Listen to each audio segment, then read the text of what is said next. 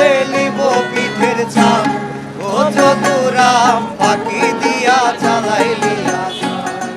প্রতিষ্ঠার পর মঙ্গলবার প্রথমবারের মতো অনুষ্ঠিত হতে যাচ্ছে জগন্নাথ বিশ্ববিদ্যালয় কেন্দ্রীয় শিক্ষার্থী সংসদ, যোগসু ও হল সংসদ নির্বাচন। আবাসন সুবিধা থেকে বঞ্চিত শিক্ষার্থীদের দীর্ঘদিনের বহুল আকাঙ্ক্ষিত নির্বাচন এটি। সকাল 8:30টায় শুরু হয়ে ভোট গ্রহণ চলবে বিকেল 3টা পর্যন্ত। নির্বাচন কেন্দ্রিক কোনো অরাজকতা বা কোনো ভয়ভীতির কোনোই পরিবেশ এখানে নাই। তার জন্য আমরা প্রশাসনের কাছে কৃতজ্ঞ। আমরা যারা সাধারণ শিক্ষার্থী, যতদিন পর্যন্ত হল না হবে তাদের জন্য যেন একটা আবাসন ভাতার ব্যবস্থা করে থাকে।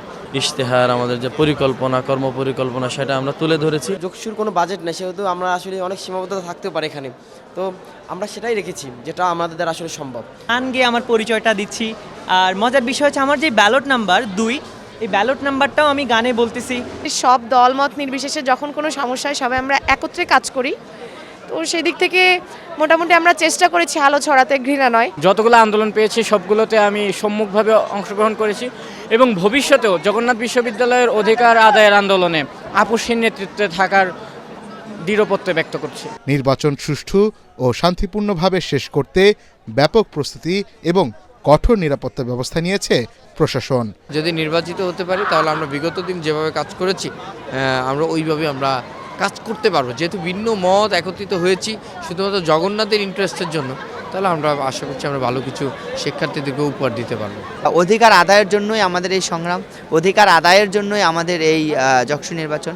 আশা করি যক্ষু নির্বাচনের মধ্য দিয়ে শিক্ষার্থীদের অধিকাংশ সমস্যার সমাধান হবে ইনশাআল্লাহ। যক্ষু নির্বাচনে মোট ভোটার 16,445 জন।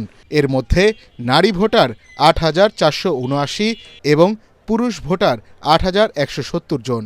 কেন্দ্রীয় সংসদ ও হল সংসদ নির্বাচনে মোট প্রার্থী 187 জন। ইতোমধ্যে ব্যালট পেপার সহ প্রয়োজনীয় সরঞ্জাম পৌঁছে গেছে ক্যাম্পাসে।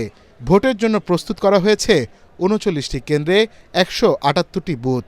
আগামীকাল একটি সুষ্ঠু, নিরপেক্ষ, অংশগ্রহণমূলক এবং ঐতিহাসিক নির্বাচন জগন্নাথ বিশ্ববিদ্যালয়ে অনুষ্ঠিত হতে যাচ্ছে। বহিরাগতদের প্রবেশে নিষেধাজ্ঞা দিয়েছে বিশ্ববিদ্যালয় প্রশাসন।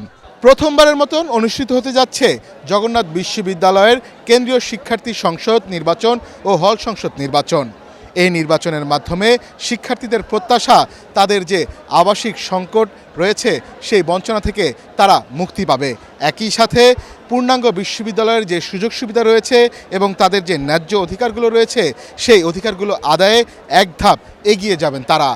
মনির হোসেন তপু, ATN বাংলা, ঢাকা।